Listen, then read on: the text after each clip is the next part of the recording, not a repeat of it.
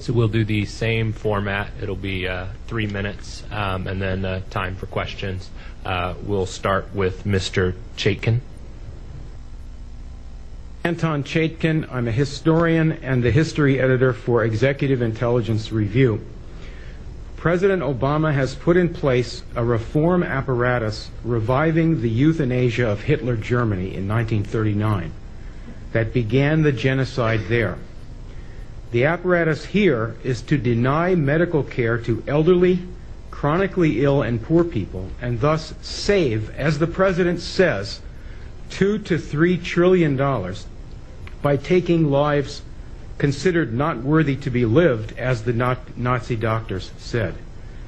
Dr. Ezekiel Emanuel and other avowed cost cutters on this panel also lead a propaganda movement for euthanasia headquartered at the Hastings Center, of which Dr. Emanuel is a fellow.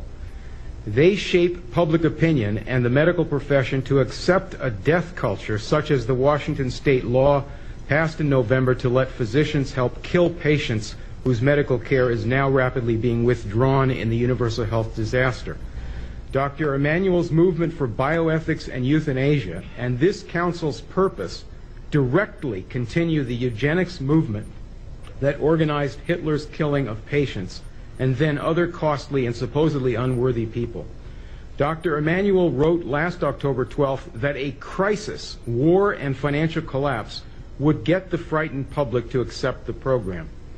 Hitler told Dr. Brandt in 1935 that the euthanasia program would have to wait until the war began to get the public to go along. Dr. Emanuel wrote last year that the Hippocratic Oath should be junked. Doctors should no longer just serve the needs of the patient. Hoche and Binding, the German eugenicists, exactly said the same thing to start the killing. You on the council are drawing up the procedures list to be used to deny care, which will kill millions if it goes ahead in the present world crash. You think perhaps the backing of powerful men, financiers, will shield you from accountability, but you are now in the spotlight.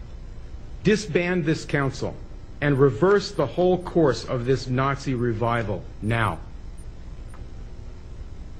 Thank you.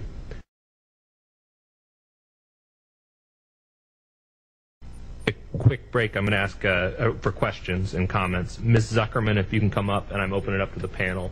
And you'll... Yes, we're still going to, Ms. Williams, you're still going to get to talk. I'm going to ask Ms. Zuckerman to come up and join you. We're going to take a quick stop in the panel to open it up for comments or questions, because we have a few folks who have to potentially go. The whole transcript will be available, though, and all comments will be shared with all council members.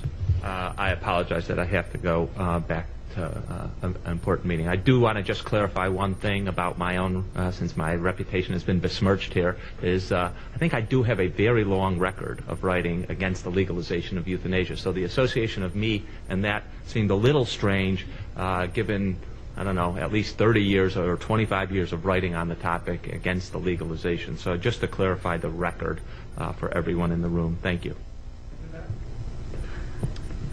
Can we...